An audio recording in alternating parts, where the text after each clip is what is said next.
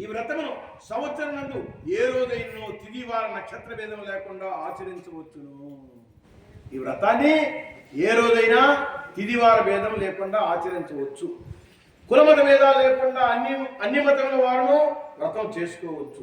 అయితే వ్రతం చేయవారు ఉదయమునే చేరి ఉదయమునే నిద్రలేచి నిత్యకర్మలు నిర్వర్తించుకొని భక్తితో మనసులో స్వామి ఈ రోజు నేను వ్రతం చేస్తున్నాను సంకల్పించుకోవాలి. సంకల్పం అంటే ఇందాక చేయబెట్టిన పట్టుకున్నానే ఆ విధంగా చేసేదాన్ని సంకల్పం ఉంటాం.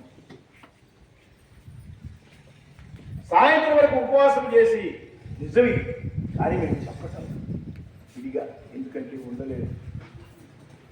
మరెన్నో రోజులు సంఘటన రోజులు అయితే ఉండేవాళ్ళు. నన్నం రాగి తినే రోజుల్లో అయితే ఒక 50 సంవత్సరాల క్రితం మేము రాగి సంగతి తినేవాళ్ళం. అలాంటప్పుడు ఉండగలుగుతారు. ఆ అన్నం గట్టి అన్నం, ఇది ఓలవెండు ఊరికనే ఆకలి అవుతుంది. అందువలన చీకటి పొడి సమయాన్ని ఆ పూజాగ్రమణం ఆవు పేడ తొలికి పూర్వం ఇళ్ళని మట్టిలో కట్టేవాళ్ళ వల్ల ఆవు పేడ తలికేవాళ్ళు. ప్రస్తుతం టైల్స్ కాలం కాబట్టి పసుపుతో అలికిన త్వరలు ఈశాన్యంలో పసుపుతో అలికి అష్టదళ పద్మం ఏర్పరిచి దాంట్లో మండపంలో అష్టదళ పద్మం ఏర్పరిచి ముగ్గులు వేసి దాని మీద కొత్త వస్త్రం పరిచి దాని మీద బియ్యం పోసి సత్యనారాయణ స్వామి కలిసి ఉంచాలి. అంచుగలిగిన వస్త్రంతో మండపం ఏర్పరచాలి. కలిసి వెండిది కానీ రాగిది కానీ ఇత్తడిది కానీ పెట్టుకోవచ్చు. స్టీల్ మాత్రం ఎవరు పెట్టలేదు, ఇంతవరకు లేదు, నేను చూడలా. పెట్టుకొని చేసుకోవాలి. సత్యనారాయణ స్వామి ప్రతిమను మండపంలో పంచామృతంతో అభిషేకించి కలిసిన దగ్గర ఉంచవద్దు. మొదటి మాట్లాడుతున్నారు.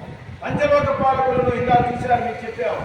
వినాయకుడు పంచలోక పాలకులు, ఆదిత్యాది నవగ్రహములు, అగ్నిపాలకులు అందరూ కూడా పూజించి తదుపరి సత్యనారాయణ స్వామికి పూజించాలి.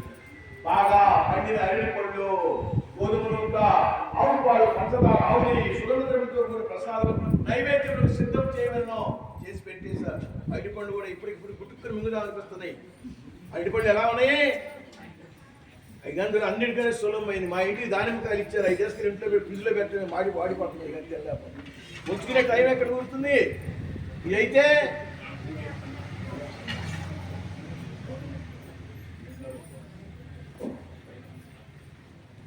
జయ శ్రీమన్నారాయణ.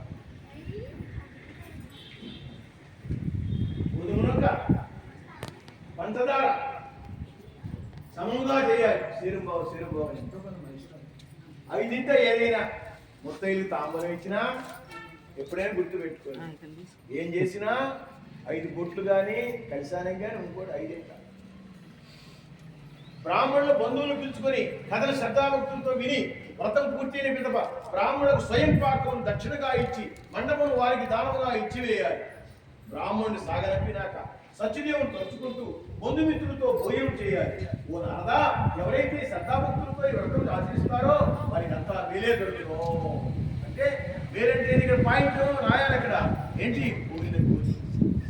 ఊరిన కోరిక మా అబ్బాయి బాగా చదువు రావాలి, ఎంఏ చదవాలి, ఉద్యోగం రావాలి, ఒక్కోటి ఎన్ని కోరికలు లేదా వచ్చినటువంటి వాడు తల్లిదండ్రులు బాగా సంతోషపడుతున్నారు కదా, ఆ విధంగా చేయాలి.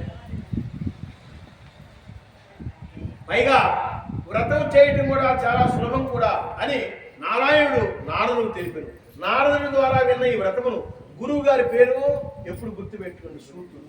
గురువు గారి పేరుంది సూత పౌరాణికుడు. పురాణం చెప్పేటువంటి ఆయన పేరు సూత పౌరాణికుడు. వరలక్ష్మీరావు ఆయన